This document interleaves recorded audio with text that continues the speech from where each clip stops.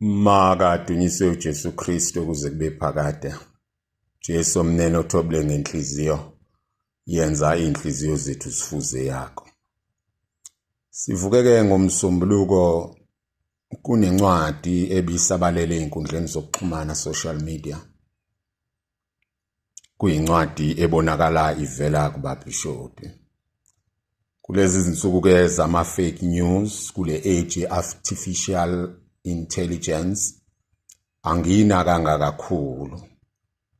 Kodwa kuthe mase ngibona emakhasini ezifunda bishophi, ikakhulu esaseThekwini nesaseDandi, ngabona ukuthi cha, ngathi iqiniso, ngayifunda.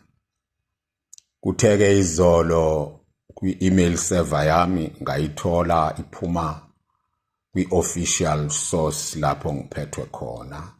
Kwasho ke ukuthi hayi iyiqiniso, is not fake news. Ingakho ke sengiphawula comment ngayo, njengoba bonke abanye becommentile ngaphambili, okuyilungelo lethu sonke ngokomthetho webandla, Code of Canon Law. Okokuqala bafowethu, akukho kusha okushiwoyo ile ncwadi. Kusobala, kucacele ngisho ingane kunjengekati ehlungweni ukuthi hayi inkonzo zethu azisahambi kahle.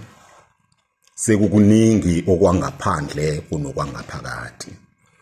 Sesigiya kakhulu ngezigiyo zangaphandle zezinye izibongo. Kunciphile ukugiya ngezakithi. Ngisho namaculo akithi mawungathatha umuntu nje uhambe nawo kusuka kwelokuqala kuya kwelokugcina, ayabalwa abantu abangawazi lamaculo njengoba enjalo. Omunye umama uke wathi kumina, baba kusekho nesidingo sokuphatha ihimbuke esontweni, uzoyenzani? Akuhambi kahle. Kanjalo nezindlela esenza ngazo ezinye impela sezixhegulile kakhulu ebukatholikeni, ikakhulu makugujwa amamisa engcwele kanjalo namasakramento. Kuyiqiniso lokho. Engxenyeni yesibili noma odabeni lwesibili abakhuluma ngalo osobaba, indaba yamathongo. Nakhona kunenkingana. Mhlawumbe ake siqale la. Ngokwesintu amathongo akakaze akhonzwe, kodwa noma aveza ukukholelwa kwabantu ukuthi impilo iyaqhubeka ngaphambi kwethu. Yize mhlawumbe uNkulunkulu engaveli kakhulu ngokuthe bha enkonzweni yamathongo, kodwa ukhona in the background. Kufana neTestamente lokuqala lapho sithi khona uJesu uyavela emboziwe, kwelisha vela embuliwe. Kanjalo nolimi olusetshenziswayo lungenza ukuthi kuze kube ngathi ayakhonzwa, njengokuthi baba noma mkhulu noma bomkhulu senzeleni ukuthi nokuthi. Kodwa ngokwesintu sangempela loyo suke esho njalo usuke eqonda ukuthi umkhulu wakhe nokhokho wakhe akanamandla ngokwakhe, amandla aphuma kumveli nqangi. Nathi esontweni siyakwenza lokho. Sithi Santi bani ngenzela ukuthi, sithi Maria ucwebileyo ngenzela ukuthi. Sibe sazi kahle ukuthi laba bobabili kabanamandla ngokwabo, kumele bayonxenxa uNkulunkulu egameni lethu. Kodwa ndawo zombili ke ubuhliphi sebukhona. Enkonzweni yamathongo ubuhliphi sebukhona. Nasenkonzweni yakithi, especially the devotional or popular piety kwabacwebileyo, ubuhliphi sebukhona. Angizonikeza izibonelo ngenxa yesikhathi. Kodwa kubangwa yini lokhu na? Kubangwa ukuthi akuxoxwa, kufundiswe ngalezi zinto. Ziyayekelwa nje zizenzekelele. Futhi kubangwa ukuthi akubi khona migomo nokulawula, guidelines and regulations around them.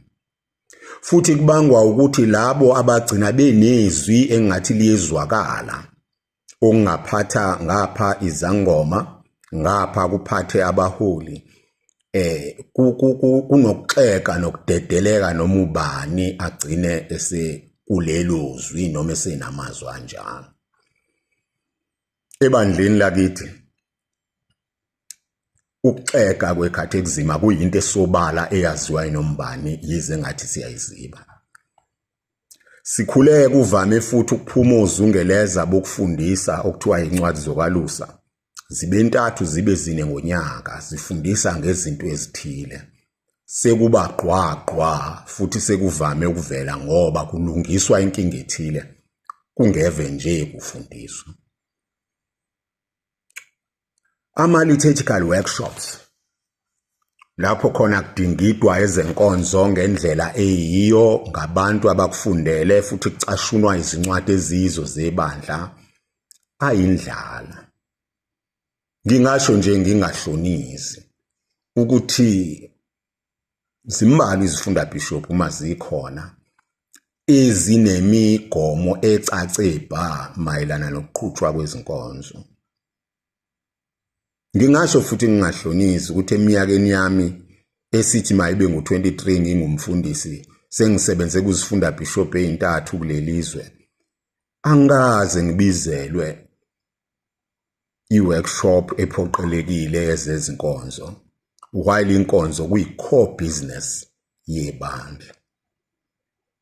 Mangiqhubeke ke futhi ngithi ukunganakwa ukuthi kufundiswani emaseminari kanjalo nokunikeza amandla amakhulu ne-influence enkulu komafikizolo ebandleni. Ngomafikizolo ke ngisho ukuthi abasanda kubhabhadiswa baqiniswa kanjalo nabangafundisekile nje enhlobo kwenza ukuthi kube nzima ukuthi imfundiso yebandla igxile ngoba vele ayaziwa. Ngabaholi ke ngisho ozihlalo namalungu emkhandlu wokwalusa, abaholi bemhlangano emazingeni onke njalo njalo. Okunye ke kusifikise kule nkinga esesibhekene nayo esobala ukuthula isikhathi eside kosobaba eziningi zalezi zinto zenzeka phambi kwamehlo abo. Bangasho lutho bese ke abantu becabanga ukuthi kulungile kwamukelekile. Okunye futhi engingakwandisa ukwamukeleka kwezimvu kumalusi omkhulu beshiwe ngaphandle abelusi bemihla ngemihla kuze kuvunyelwane ngezinto eziningi okwenza ukuthi abelusi bemihla ngemihla abanomsebenzi wokufundisa bagcine izwi labo lingasashawa ndiva. Abanye basafundisa noma kunjalo, abanye sebaphosa ithawula ngoba izimvu azisalaleli ukufundiswa kwabo. So lokho esinako ke njengamanje ebandleni okubizwa ngokuthi synodality kuzosisiza kulokho ukuba kubanjiswane abahlekazi, abafundisi, ama-parish pastoral councils, abafundelisi bekhathi ekuzima njalo njalo ukuze imfundiso yebandla ifundiseke kahle. Lokhu kuzosiza ikakhulu uma sifunda incwadi kwabaseKorinte, uPaul ayibhalela abaseKorinte isahluko sesibili ivesi le-10 kusuka isahluko se-10 ivesi lesishagalolunye kuya evesini le-11. Uthi uPaul, angifuni ukuba kubonakale sengathi ngiyanithusa ngezincwadi enginibhalela zona. Phela bathi izincwadi zakhe ezisho uPaul zinzima futhi zinamandla, kodwa umese khona ngokomzimba ubuthakathaka futhi ukukhuluma kwakhe akucaci. Onjalo makaqonde ukuthi siyikho ngamazwi ezincwadini ngesikhathi singekho, siyakuba yikho futhi uma sesikhona. Lokhu ke kuthi sizolindela futhi kuyoba kuhle yoqinisekisa ukuba lokho kushoyo lencwadi kuyenzeka kahle. Uma osobaba sebefikile ezimishini bezoqinisa, bezovula amasonto, bezokwenzani, bakhulume ngalezi zinto ukuze kubonakala ukuthi ngempela zisenhlizweni yabo njengoba omunye eshilo ekhuluma kwenye yamaparish. Uma sengizophetha ke bekungaba kuhle, yebo alikho isoka phela elingenasici, ukuba nokunye okwenziwa ezinye izizwe bekubaliwe kule ncwadi nako okuyijivazayo inkonzo, kungabi nje okwabantu abansundu, ngoba phela siyazwela izinto ezihambisana nobuhlanga. Ngilinganisa njengokungaqoki ngenhlonipho kwabelungu ezinkonzweni, imidanso yokubinyabinyeka efuze ibhale, sengikhohlwe naloko okunye okucishe kube ukujima ama-aerobics okwenziwa ey'nkonzweni, eminye yayo kuze kuphathwe iziphefu zenkolo yamaHindu uma ngiqinisile noma yamaBuddha, imigexo yezimbali ehambisana nazo lezo zinkolo zasempumalanga egaxwayo abaholi ezinkonzweni, igaxwe ngisho imifanekiso emasontweni, ukugujwa kwamamisa emikhosi yokukhanya Diwali, ukusikwa kwamakhekhe nokuqhumisa oshampeni endlini zamasonto phambi kwesakramente, lokhu kungamasiko abelungu. Ukubongazwa kwethu thina abaholi nabanye abaqavile ngezimvalapho, izibhalala, amasheke, imibondo, imisa lingaphumile, kwenziwa futhi khona endlini yesonto kugigizwe. Ukuba zonke lezi zinto nazo bezingenile, bekuyobonakala ukuthi kulungiswa ngempela, kodwa ke kungenzeka ukuthi kukhohlekile kuyofakeka ngokuzayo. Ngiyathemba ukuthi le ncwadi ngeke ifane nesithukuthuku sengcanga njengaleyo eyaphuma ngo-August 2006 ye-SACBC, ngoba ingalandelelwanga futhi kungenziwanga okusasinodal. Sesinenhlanhla yokuba sinodal manje. Bafowethu, bekuthi usenti wami nami wokuphawula ngokwelungelo lami njengelungu lebandla nekholwa elibhabhadisiweyo njengoba kuvuma umthetho webandla. uNkulunkulu asibusise bafowethu. Ithe iculo engilithandayo number 66 ivesi lokugcina, Jesu londa ibandla lakho lingashawadelwa lutho, yenza ukuba nathi izimvu sisazise lesibaya esibiwe ngaligazi lemithambo yakho yonke. Mawutuswe njalo Jesu Nkosi, mawutuswe njalo. Ngiyabonga.